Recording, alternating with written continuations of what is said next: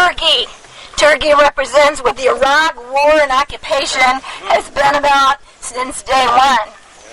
Water. Water represents what the people of Baghdad and elsewhere in Iraq don't have in sufficient quantity. Oil. Oil represents what the Iraq war and occupation has been about since the very beginning. And jalapeno peppers. The peppers represent the anger Iraqis and people around the world feel toward U.S. foreign policy. So this Sunday dinner is going to be served by our lovely wait staff who have blood on their hands.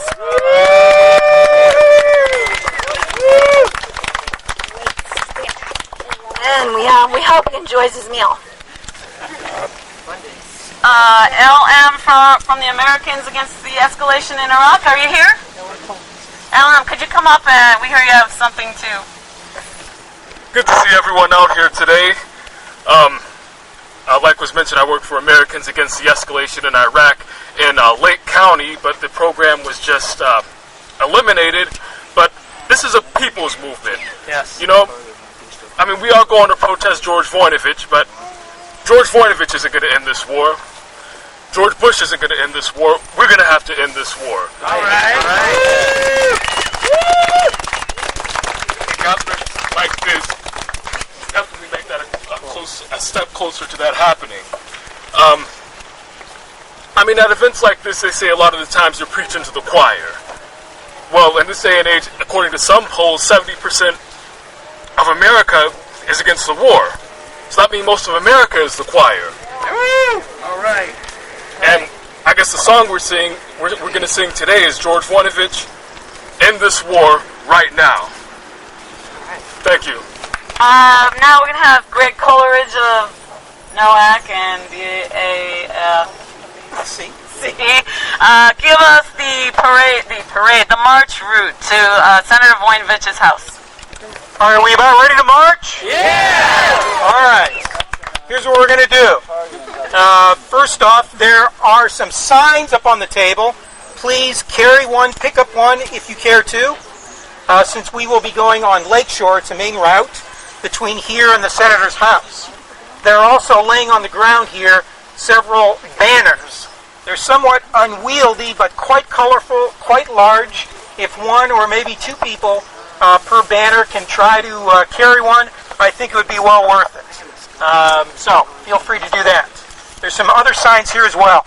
There also is quite a number of flyers, hopefully they were handed out, that are meant to be handed out to Senator Voinovich's neighbors. And if you've looked at them, you will see it identifies the actual cost to this neighborhood and every neighborhood in the city of Cleveland of the amount of money that has been spent on this illegal and unconstitutional war in Iraq. Specifically, the amount of money up to this point, $436 million just from taxpayers within the city of Cleveland alone. And what that could be done in Senator Voinovich's neighborhood, as well as other neighborhoods, to bring about true security, healthcare security, housing security, education security, infrastructure security, and all the other kinds of security that this war is not providing here at home. So please pick up a stack of these on your way, and as you run into people, give them one. Not just on his street, but between here and there. The actual march route itself consists of the following. We will go follow this sidewalk out to this street, that's Neff Road. We're going to go to the right, and that will hit Lakeshore, a main artery, and we will turn left on Lakeshore, and we will travel about 7 or 8 blocks to Rose Cliff. That's the name of the street where the senator lives. We'll be turning left onto Rose Cliff and march to his house. We'll see if we can stand there, or maybe we'll be requested to continue to move. We shall see. But we'll be traveling down that street, and maybe, I'm not quite sure how we're going to do this meal, but the table is on wheels. So hopefully we can either carry it or roll it between here and there. We'll let to see.